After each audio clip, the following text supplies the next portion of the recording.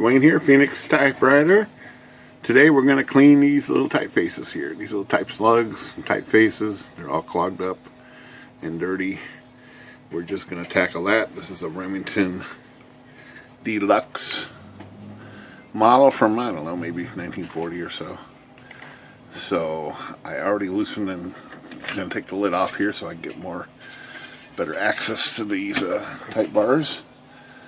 And I'm going to put something beneath these to absorb my chemicals I'm going to be using. I've already used this before, so we'll just stick it in here like this. Drop those bars back down. Catching on the gear right there, so let's pull this out a little bit. There we go. Get those flat like that. And then I'm going to cover the rest of this machine up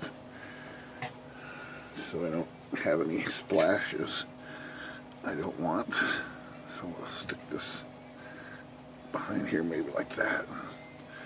Tuck this in tight, and I'm also going to put a little extra underneath the keyboard here, like this, and like that. Just like a doctor when they're working on your teeth, they put that thing around you. Okay.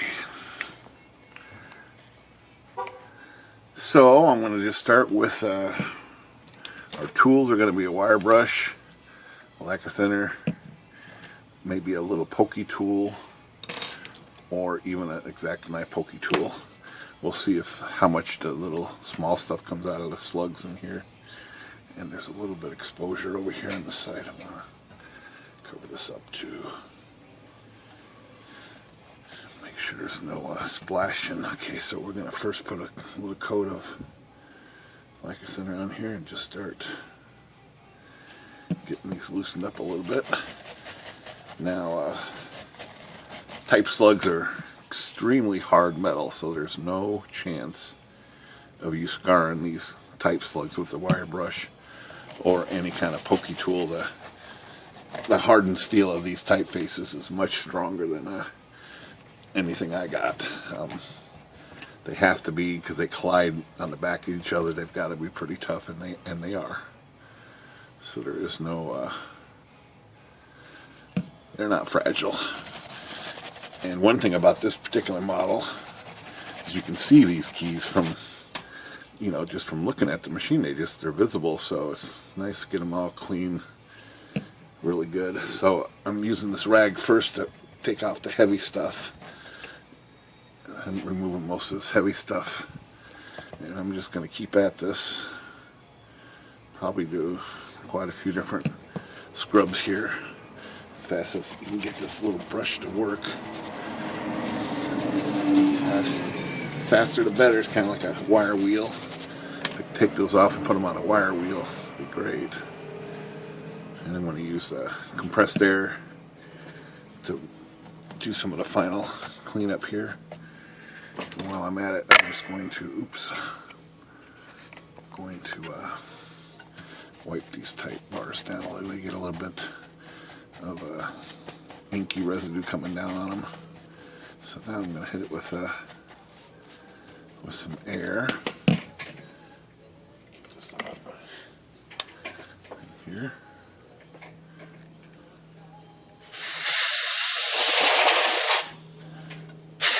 Just like that. And the key factor to this lacquer thinner is to keep it wet. Let it get in there and do its job. It's looking pretty good though. Just wipe off some excess. I'm going to do it one more time here.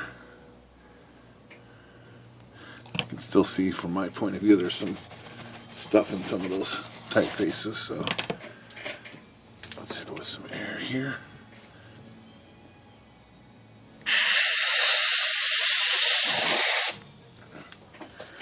Let's take a look at this closely and see. I'm actually going to put on my better magnifiers here so I can look in here and see I'm going to poke into these letters a little bit. If there's anything stuck in these small letters here, like the E.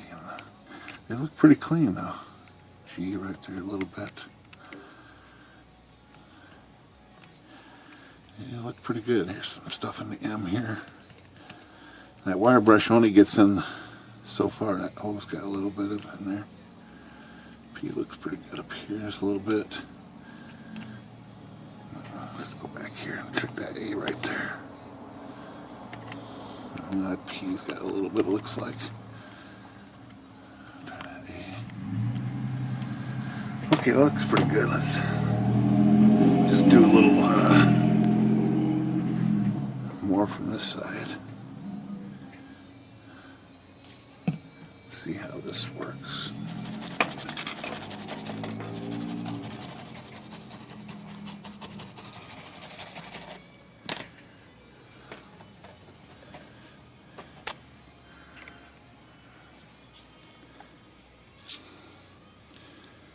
And that's the best method I know of getting these suckers clean, and takes maybe 5 minutes.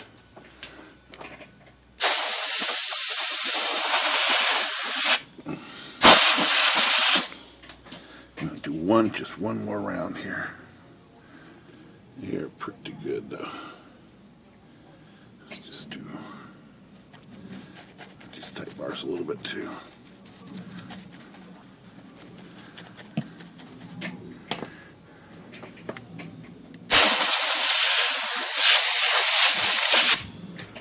That's it.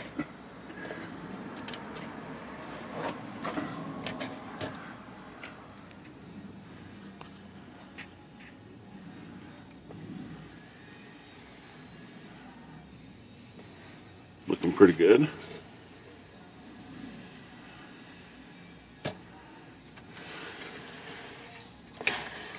So now, when you look at this machine, they're nice and shiny. Just the way we like it. Phoenix Typewriter. Good day.